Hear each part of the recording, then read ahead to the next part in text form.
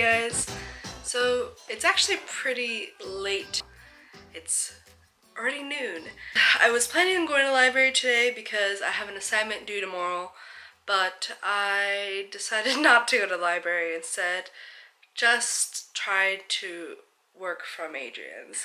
It's just sometimes when I go to the library, I see people, I start talking to them, and I don't focus completely on my work.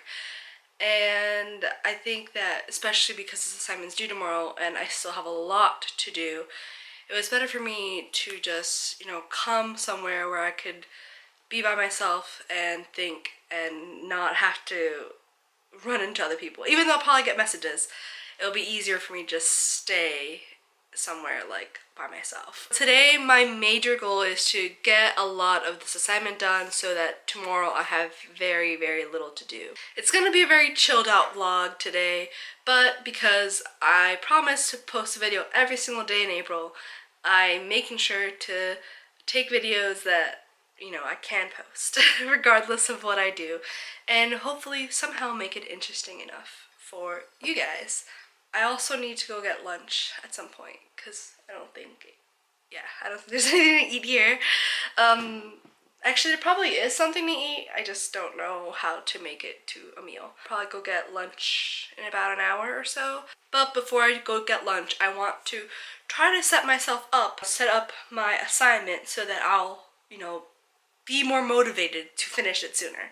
So my first thing I usually do when I start working on assignments is I like to set up the structure of my papers. So specifically for this assignment, we're reading a case study on a company, and we have to basically answer some questions based on the case study and based on research, and use kind of references and theories that, obviously show that we understand the actual concepts that are out there.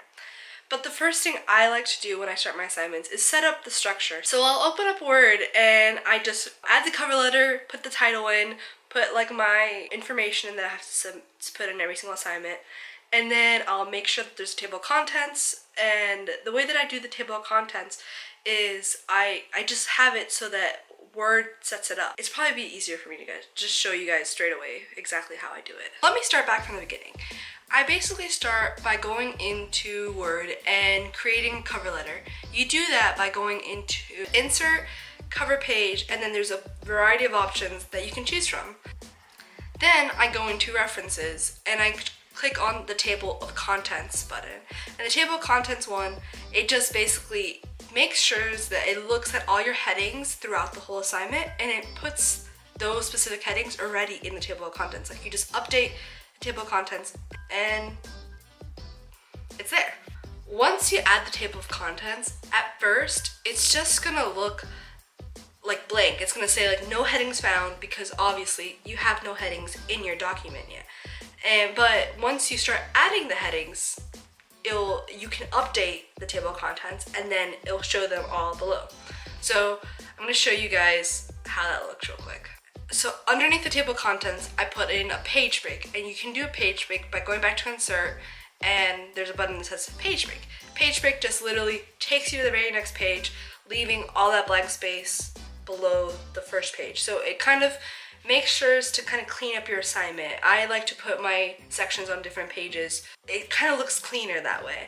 It also does make your assignment much longer than I think it should be, but I think especially since I'm studying business, a lot of lecturers and tutors and professors, they do notice that stuff. They notice that you took an effort to make your assignment look nice. I'm just going to start by showing you guys. I'll put heading 1, and you'll see that it just be a normal, come out as a normal font. So what you do is that you go back into Home, and where it says the different font styles, click on heading 1. And heading 1, literally, it does exactly that. It creates heading 1 on your assignment. And let's say you have subsections in your sections. You can click on heading 2. And again, it creates a different header, but it's a subsection header. And when you go back into your Table of Contents and you update it, it shows it exactly like that. It shows your number one heading, it shows your subsections, and it does that throughout the whole document every time you update it. And it also shows the page numbers, which I like having page numbers, so that's very useful for me. At least for me, it makes it much easier for me to like focus on what I need to do, what's going forward, because I know what I need to talk about along the way. It helps me kind of come up with the concepts and ideas throughout my writing and not just like focus on one part and ramble and not really connect it to the rest of the story. And I think especially from a master's perspective, you need to make sure that your whole document connects. I'm also talking about writing papers from someone that's rarely written papers before doing my master's. Like, I thought I sucked at writing papers, but so far I've been doing really well in my master's classes, and this is what I do every time I want to write. I just set it up. I think about what I'm going to put in each section. I just kind of make mental notes. I usually have a document on the side where I am keeping notes of every single section, what is needed, what I've done, what I haven't done yet, so that I can make sure that not only am I completing the assignment that I need, but I'm also doing what the tutor wants, because they're the ones that are going to be grading the assignment. At the end of the day, you need to make sure that you give them what they're looking for. Yeah, I don't know if that was helpful at all, but that's what I do. It's really helped me in making sure that I get started and get something down on paper and not just sit here and stare at the wall for 3 hours.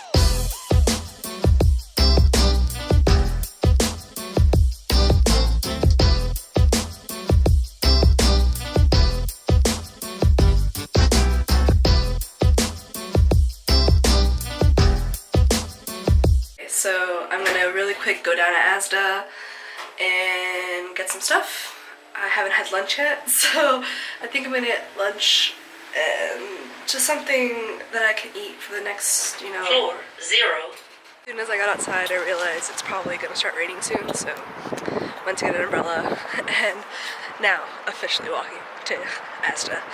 Hopefully I'll get there before it actually starts to rain.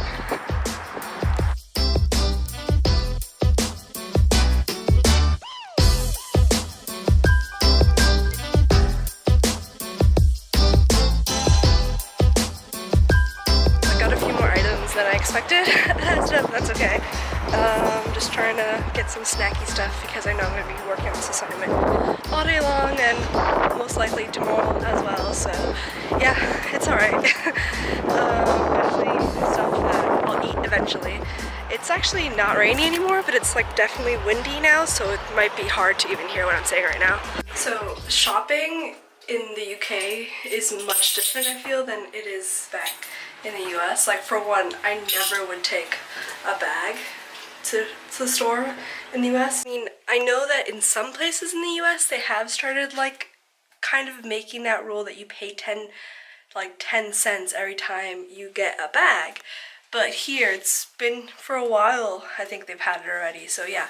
And so you don't pay an extra 10p, like a 10 pence, you bring a bag.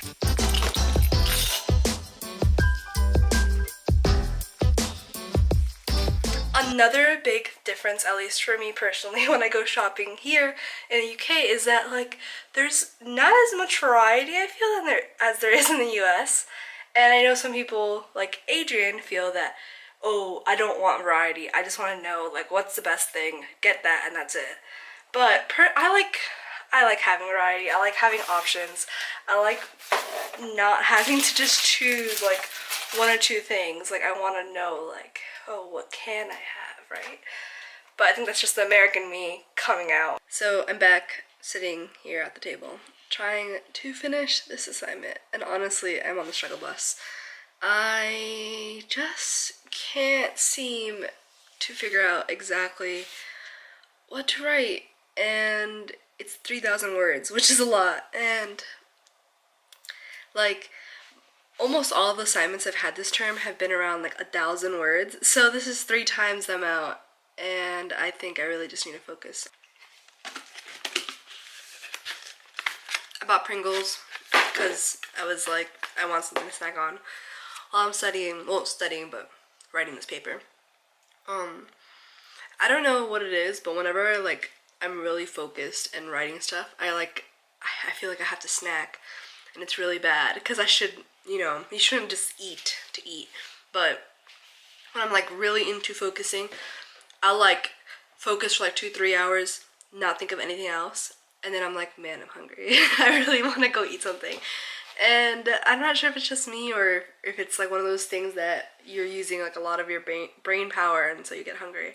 That sounds really dumb, but I legit think that's a thing. Once again, this is probably going to be one of my very, very short vlogs because I didn't do much today. I think as a student, especially one that's trying to create content, it's hard for me to go out and do a ton of things because I need to focus on my studies, obviously.